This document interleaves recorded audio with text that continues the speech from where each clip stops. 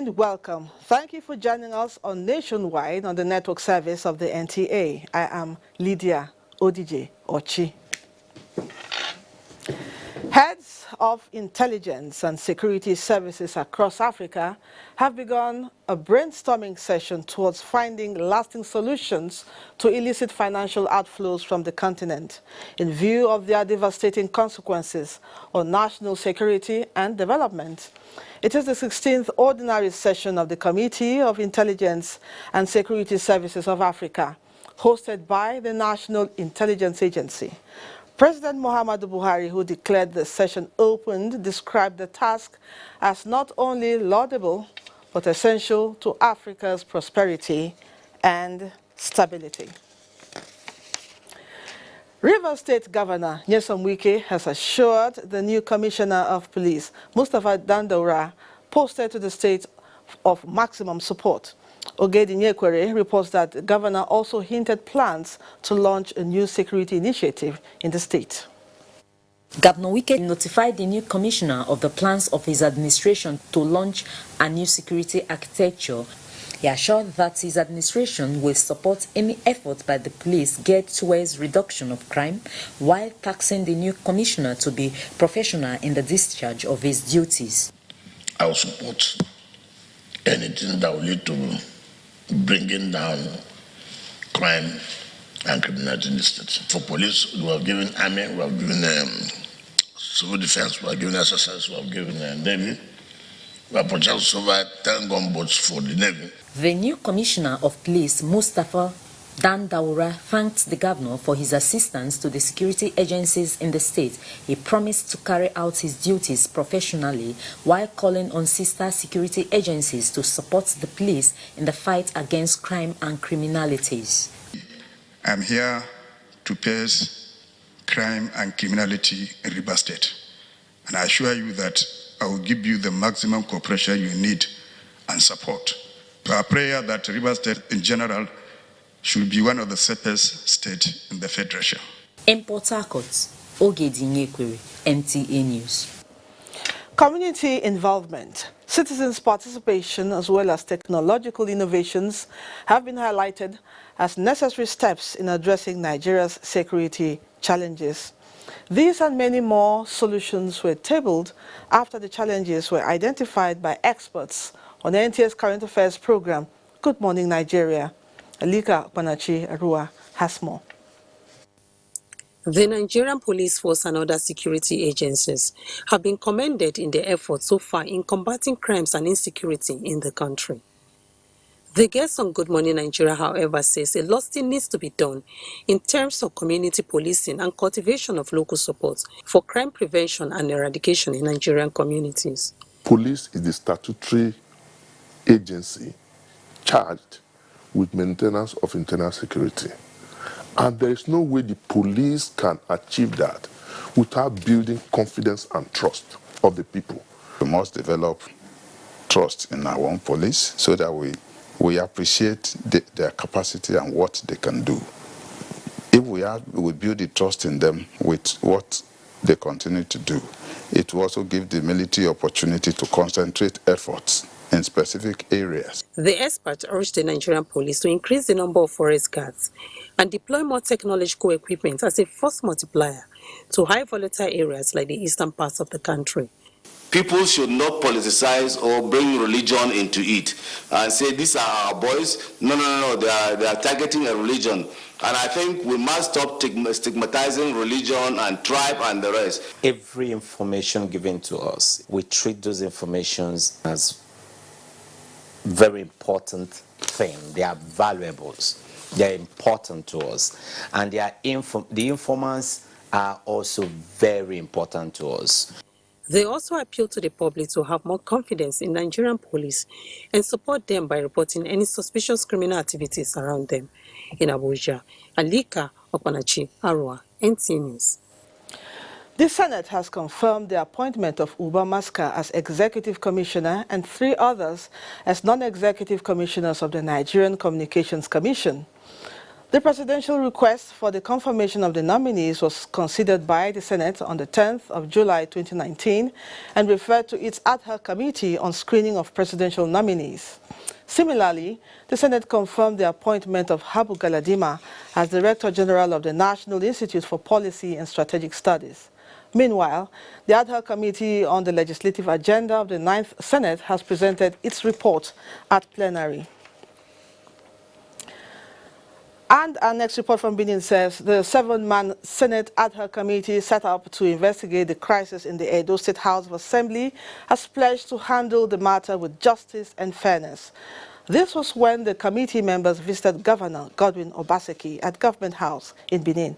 Goodluck Enaini reports that the committee also visited the Benin monarch after a closed-door meeting with members of the State House of Assembly. The visit of the Senate Ad Hoc Committee is in line with the provisions of the Constitution, which allow the Senate to mediate should there be crisis in any of the state assemblies. Governor Obaseki assured members of the committee of the cooperation of the state government and the people of the state as the committee carries out its assignments. We have confidence that given your pedigree as senators of the Federal Republic of Nigeria, you look at these matters dispassionately in the interest of our country and in the interest of our democracy and advise accordingly. Senate Deputy Chief Whip Aliu Abdullahi is chairman of the committee. I want to assure you that the 109 senators are men and women of integrity, and at any time we are discharging our functions, we are guided by our oath of office, which is to be fair, just, to every issue that will be placed before us. At the House of Assembly complex, it was a closed-door meeting between the Senate Ad Hoc Committee, the lawmakers present, and the clerk, Yahaya Omogbai. Shortly after the meeting, the chairman of the Ad Hoc Committee and Speaker addressed newsmen.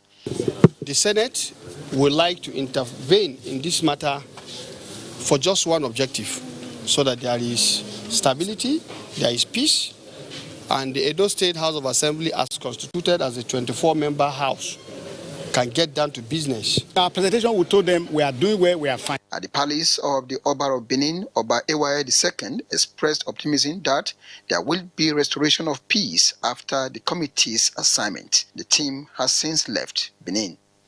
In Benin, Goodluck Enaini, NT News. Meanwhile, the House of Representatives at Thursday's plenary urged the Senior Staff Association of Nigeria Universities and the Non-Academic Staff Union of Educational and Associated Institutions to suspend the imminent nationwide strike. This followed a motion of urgent public importance by Representative Aisha Jibril Duku from Gombe State on the need to avert the impending strike by the two unions. The House noted that these associations have been asking the federal government to recall sacked workers of staff schools and the exclusion of their members from the workings of the National University Pension Company, solely operated by the Academic Staff Union of Universities. The members also raised concerns on the way and manner the money allocated by the federal government to the universities was shared between ASU and non-teaching staff, and called on the federal government to release the earned allowances of non-teaching staff between the period of 2009 and 2016. And now to politics. Ahead of the November 16th governorship election in Bayelsa State, the All Progressives Congress has adopted a direct primary system to choose its flag bearer. Chairman of the party, Gotham Amos, disclosed this during an expanded meeting with stakeholders at the party's secretariat in Yenagoa. Timipre Ohia reports.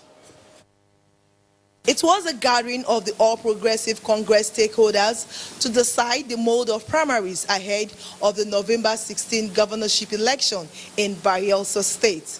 The chairman of the party, Mr. Jotam Amos, addressing stakeholders during the meeting, affirmed that the party will adopt the direct mode of primaries to elect the party's flag bearer. In the past, 2018, when we were about going for our presidential election, the National Assembly election, and that of the State Assembly elections, we gathered here and adopt direct primaries. we are going to still adopt the same direct primary system. Briefing journalists after the meeting, former governor and leader of the party, Chief Timipre Silva, noted that the party has adopted the same mode of primaries used during the last general election, which yielded positive results, ensuring credible and popular candidates emerge for the elections.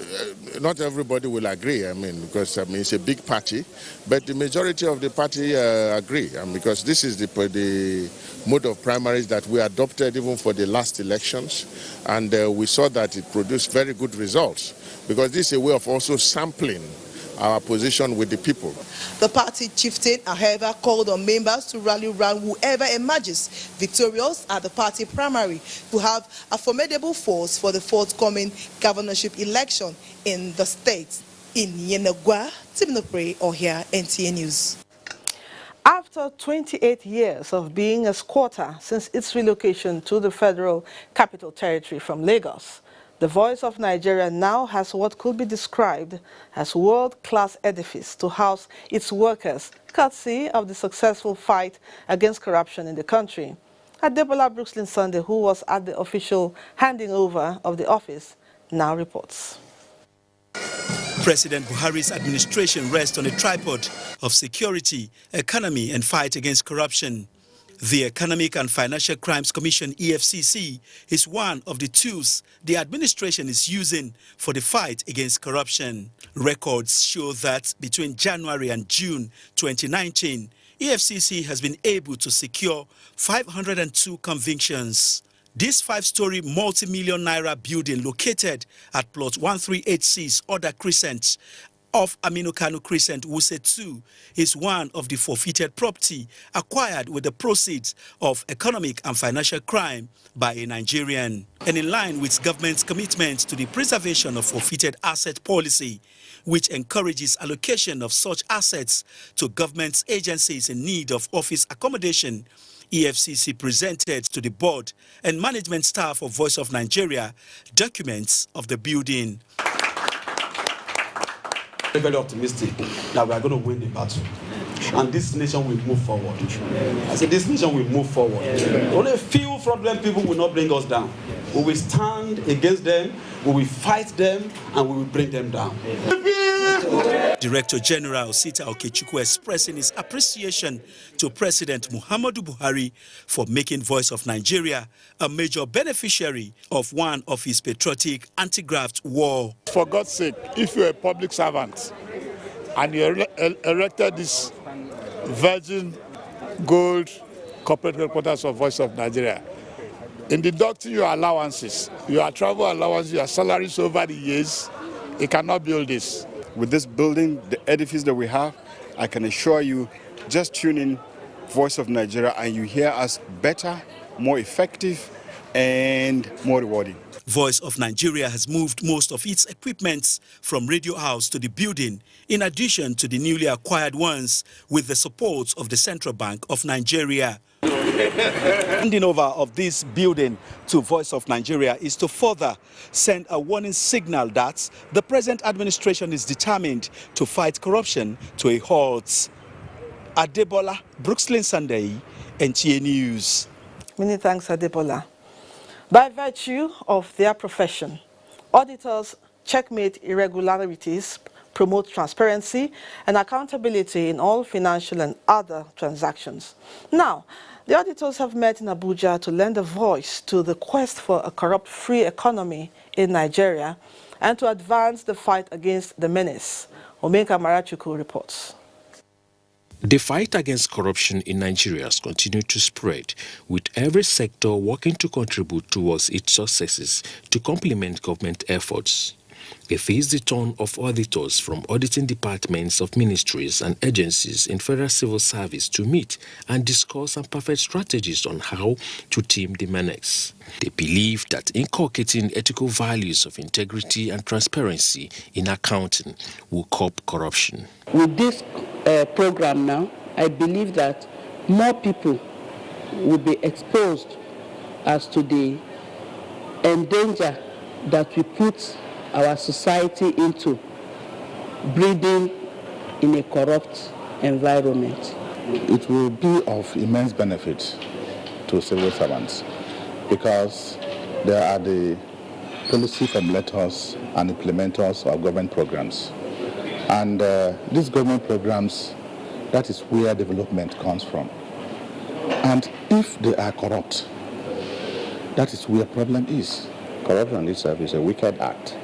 So if we cannot get our country from the hands of these people, then we are doomed to fail. Our generation to come will have problems they can't solve. The resolve here is that Nigeria must be ready to rid of corruption, with everyone contributing to support anti-corruption agencies to achieve the task.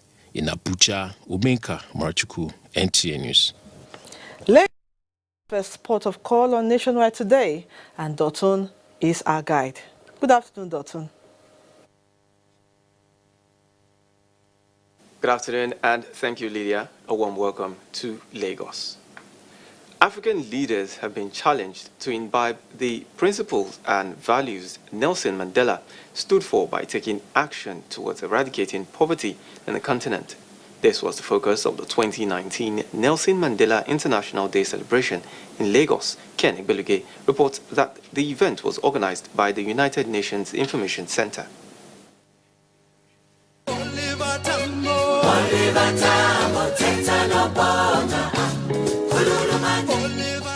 The International Nelson Mandela Day is observed every year on July 18. This year's celebration marks 100 years since the birth of Nelson Mandela.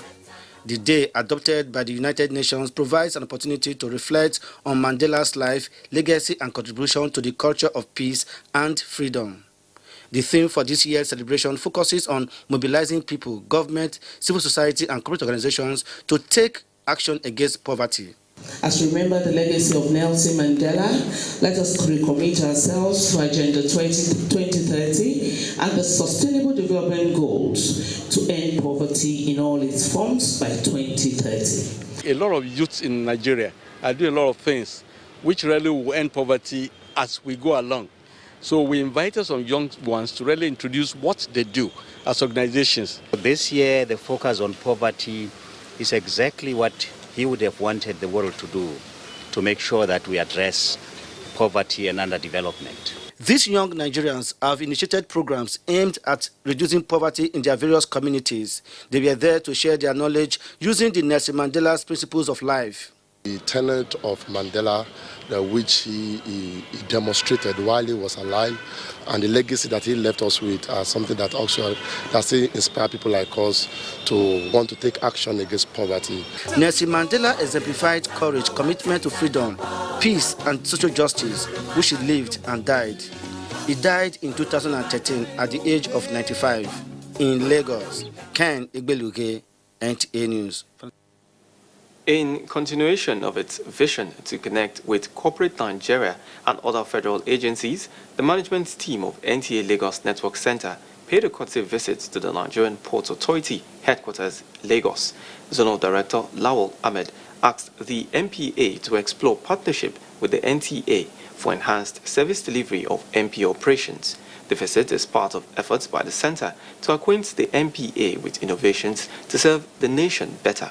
Paul Omukago tells us more. The Nigerian Ports Authority, NPA, regulates and operates the ports in Nigeria, as well as in exploiting the maritime resources of Nigeria. The operations of NPA are carried out in affiliation with the Ministry of Transportation and the Nigerian Shippers Council. NTA Lagos Network Center is therefore asking NPA management to partner NTA to ensure that its activities and services offered at the various ports in the country are publicized, especially now that the center has expanded its reach with its signals in DSTV 369, GoTV 114, and StarTimes 104, as well as on terrestrial channels. Not so many Nigerians are aware, for instance, that there are a lot of businesses that are connected with the seas. What are those opportunities? How can they latch on them and so on? And with the recent opening up of export processing zones, people need to be more aware of how they can actually capitalize on these opportunities, these windows. Managing Director, NPA, Adiza Bala Usman, says interagency collaboration among government agencies and parastatals will boost information dissemination by bringing government activities to Nigerians. We need to do more in making people aware of the blue economy, what it entails, what the benefits are for Nigeria, and how we need to tap into it. It's still quite, I'll say, a young economy to the extent that Nigerians have not been able to understand the extent of the value that is obtainable. NTA2 Lagos Network Center, under the current management, is constantly improving services to the benefit of its teeming viewers. In Lagos, Paulo Mukago, NTA News.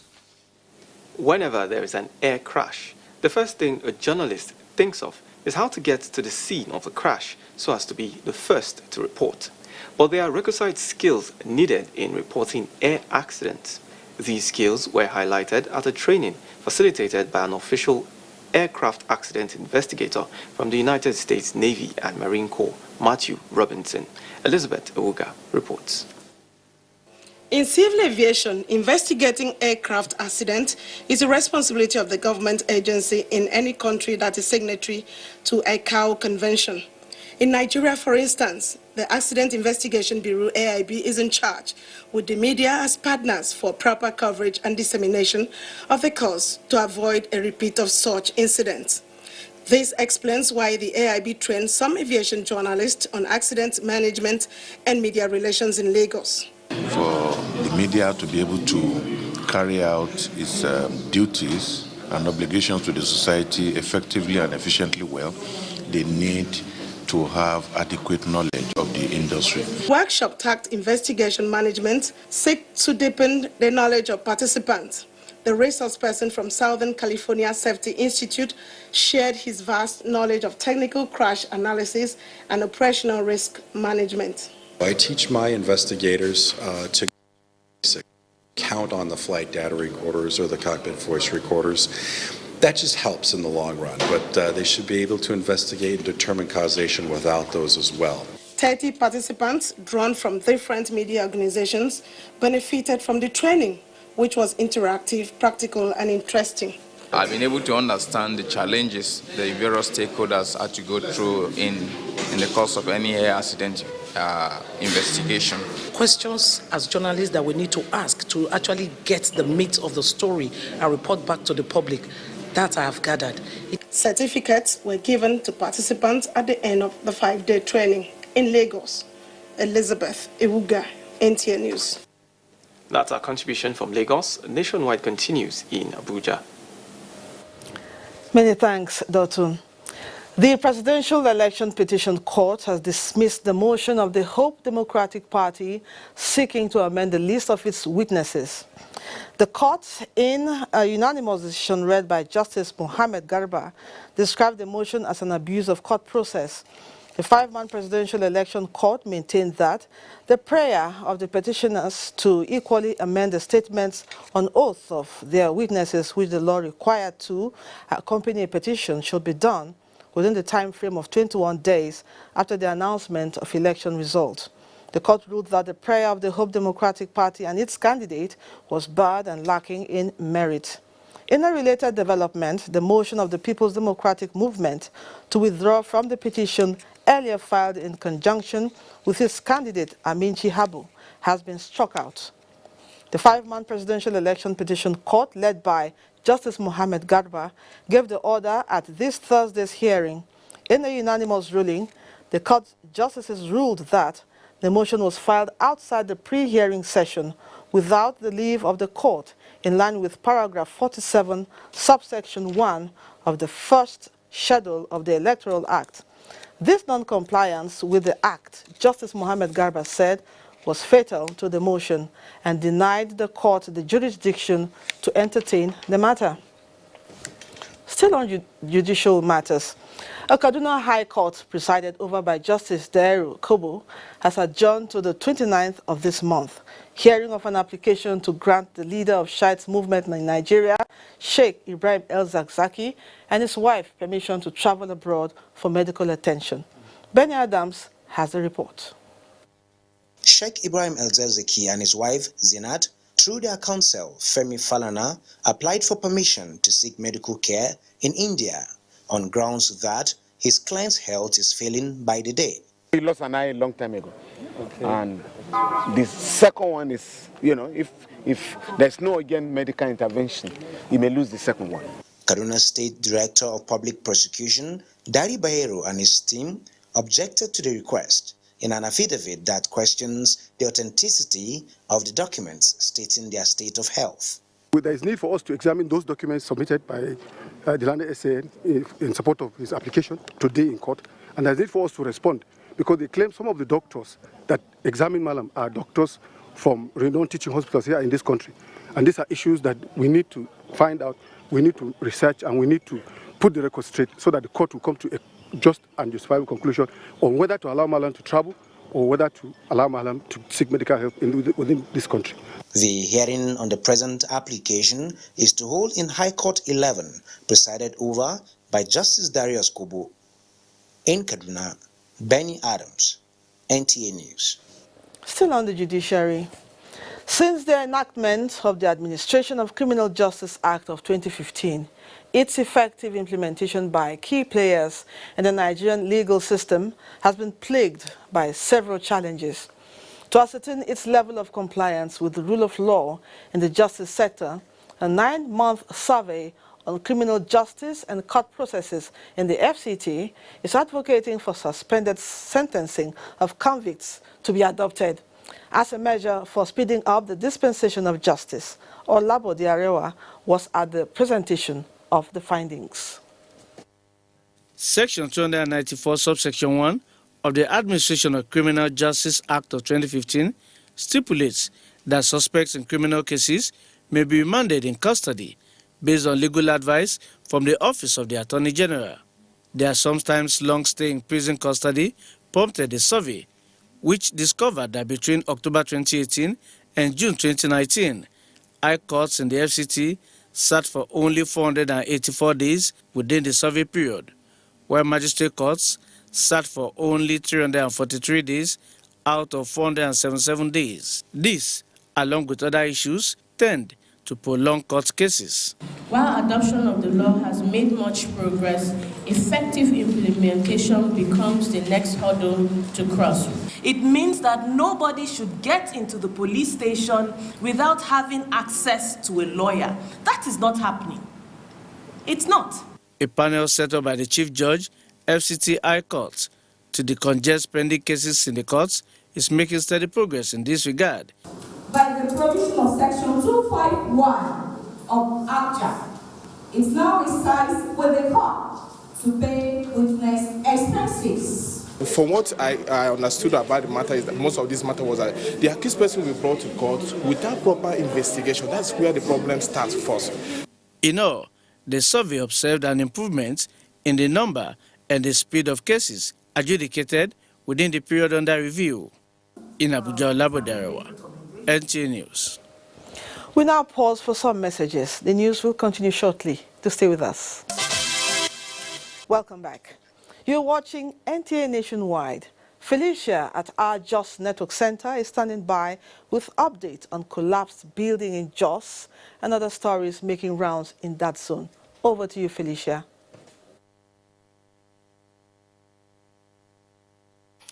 Thank you, Lydia, and welcome to Jos. Following Plateau State Government's declaration that buildings that do not meet the required structural standards be pulled down, the Jos Metropolitan Development Board has swung into action with the demolition of some buildings in that category within the metropolis. Zanred Dimun reports. This building being demolished had actually been marked for demolition about 10 years after residents raised certain issues about the structure. But that was not to be until part of the building collapsed recently. This and the recent collapse of a building where 10 people lost their lives prompted the state government to instruct surveyors to inspect buildings with structural defects for demolition. Hence the exercise and instruction that is already being carried out. That happened recently. We had already gone on air to tell people that any building that is erected without approval and those that are poorly erected, this board will bring them down. down. And we are doing that to give effect even to the directive of the government. Members of the community see it as a painful but necessary step to be taken to safeguard lives and property. When the building has already been erected, so part of it were coming one by one. So we sensed the danger and reported to the appropriate authority. So when we reported, they came. The action they took was to come and mark the house. Meanwhile, evacuation at the site of the Dilimi collapse has been completed. In Jos, Zenra Dimun, NTA News. As part of the wake-up call to end violence and exploitation against children in Nigeria by 2030, Plateau and Gombe state governments have been urged to make adequate budgetary provisions for preventive and effective response measures and services. This was at the launch of the reports of financial benchmark and economic burden of violence against children in Nigeria, organized by the United Nations Children Fund, UNICEF in Jos. Ijoma Ozemena reports. Childhood violence is strongly associated with poor physical, mental health, and educational attainment, said to be vital components of a country's growth and development. With the launch, the report provides ample evidence and economic justification for the need to prioritize child protection services focusing on health, education, and productivity of children. Federal Ministry of Budget and National Planning said the country's future economic growth may be compromised if sustained support and resources to child protective systems are not secured. 41% of our 190 million Nigerians are children. If we decide to overlook them, then our future is bleak. The United Nations Children's Fund, UNICEF, explained that the launch will create input of child protection and the high cost of violence against children in the country. The launch of the two reports today affords us the opportunity to know firsthand what we are putting into child protection, as well as the high economic cost of violence against children in Nigeria. A country that protects its young population, that country is a country that excels. The launch of the two reports by key players in Gombe and Plateau coincided with the 30th anniversary of the United Nations Convention on the Rights of a Child. In Jos, Ijoma Ozemena, NTA News. That's our contribution from Jos. It's back to you, Lydia, in Abuja for more on Nationwide. Many thanks, Felicia. President Muhammadu Buhari has expressed his delight on the International Religious Freedom Award conferred on Imam Abubakar Abdullahi of Nigeria by the U.S. Department of State. A statement by the Senior Special Assistant to the President on Media and Publicity, Garba Shehu, stated that President Buhari heartily congratulates Imam Abubakar on the well-deserved honor by no less a credible and formidable government agency of the United States.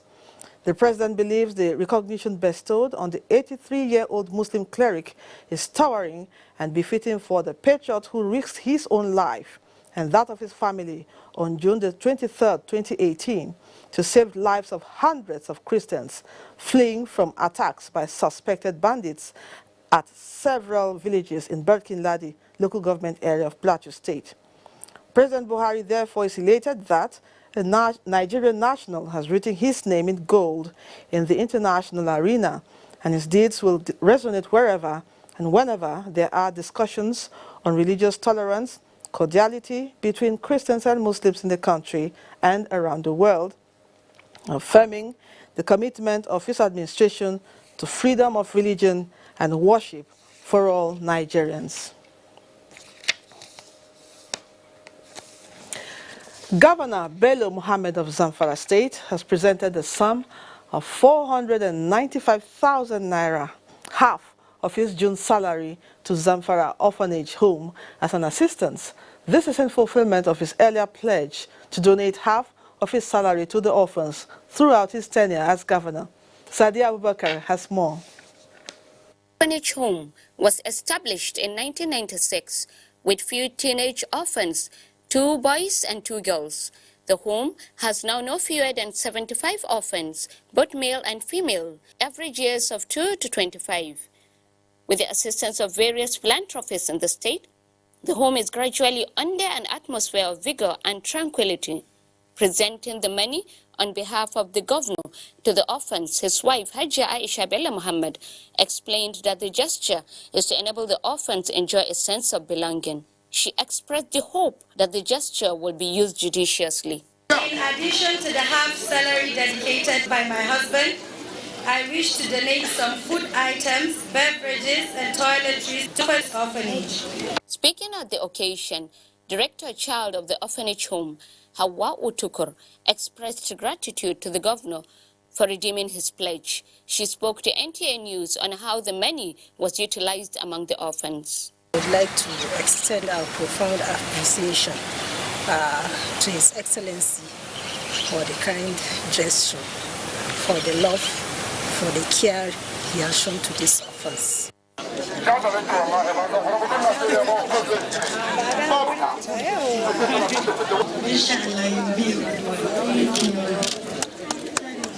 In Gusau, Sadia Abubakar, NTA News. Oyo State Police Command destroys 150 bags of cannabis and pensioners verification exercise in Ibadan. These and other stories with Kemi in Ibadan. Over to you. Thank you, Lydia, and welcome to Ibadan. Over 150 bags of cannabis have been destroyed by the Oyo State Police Command. Correspondent Adebola Ogulano reports that this followed tip-off on the location of the exhibits.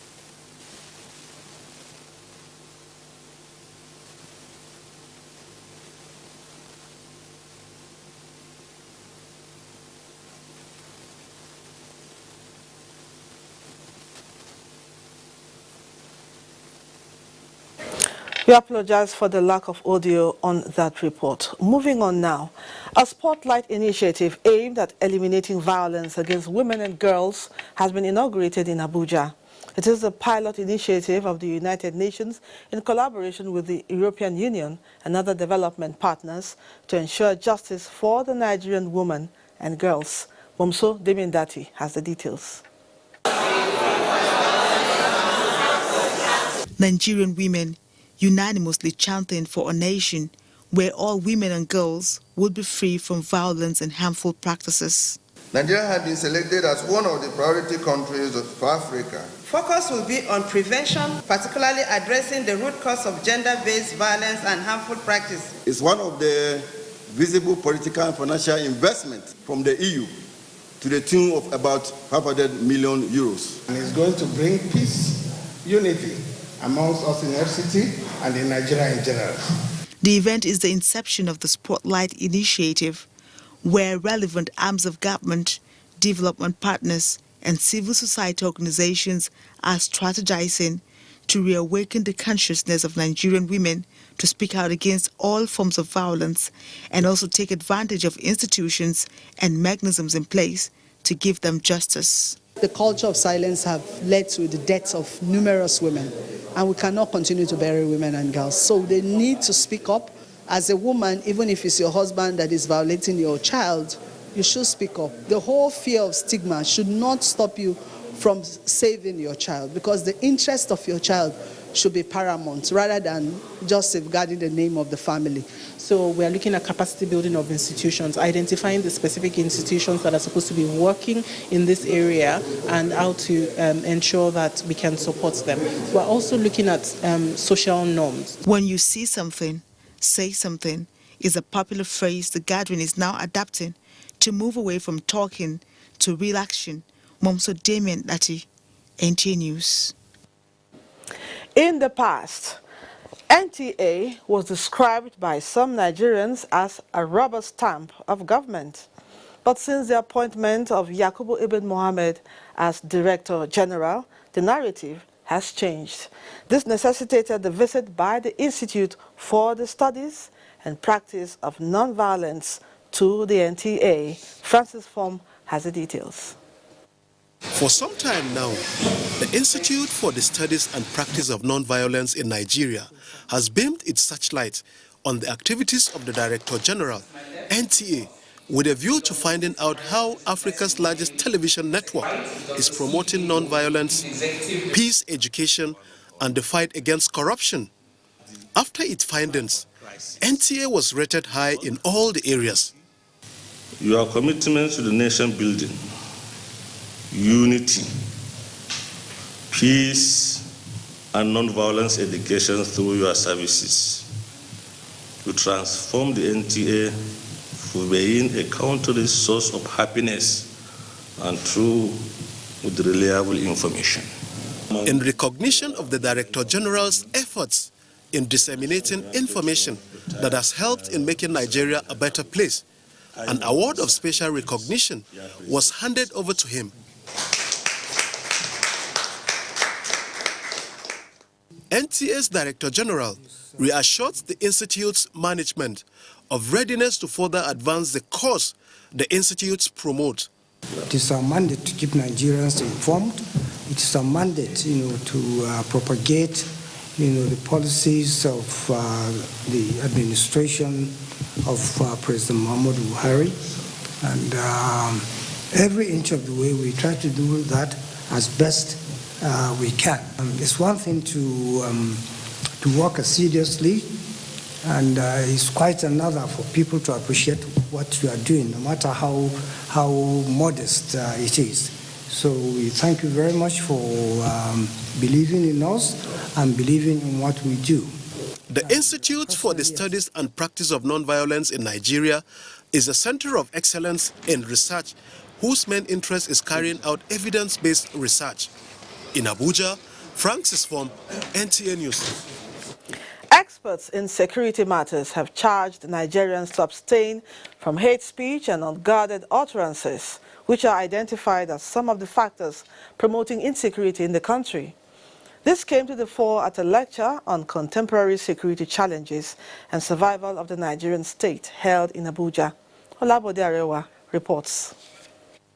In recent times, incidences of security breach have dominated national discourse.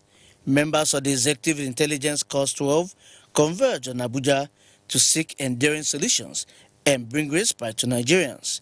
The forum identified disunity, corruption, and the alleged activities of foreigners who masquerade as herdsmen and miners as some of the triggers of the crisis. We must stop talking to each other. Rather, we should talk to one another in the belief that we can stand our grounds best when we do so within common grounds. Present and past Director Generals of the Department of State Services say that adequate deployment of technology and men for surveillance would solve the challenges before they become full-blown. Today, you fight the contemporary security challenges using new forms of capabilities like drones, gunships, and some surveillance capabilities. The workshop was organized under the auspices of the Institute for Security Studies, Abuja. Olabode Arewa, NTA News. The Nigeria Customs Service Area 11 Command on Port Harcourt says it has generated over 54 billion naira, as well as recorded seizures worth billions of naira in the first quarter of 2019. This figure, the command says, surpassed the target set for the command in the year under review. Kingsley Amajiri reports. Customs Area Controller, Area 2 Command One Port Harcourt Controller Leo Galadima Saidu noted that the feat was achieved given the resilience and determination of the Customs Service to reduce smuggling to the barest minimum in the nation's ports. He further noted that while the command is willing to operate in accordance with the extant laws and guidelines, it will go after importers and agents who go against the law of the land. So far we've generated 54 billion, and when you compare it to the same period under review last year, the same period we generated 46 billion, which translates to 15%. The service further says it will continue to maintain open lines of communication between government agencies to neutralize avenues that could lead to compromise. The command commends the Controller General of Customs, Colonel Hamid Ibrahim Ali and his management team for the support and encouragement to achieve desired results. In Port Harcourt, Kingsley Amajiri, NTA News. It's time to take another break. More reports when we return. Don't go away.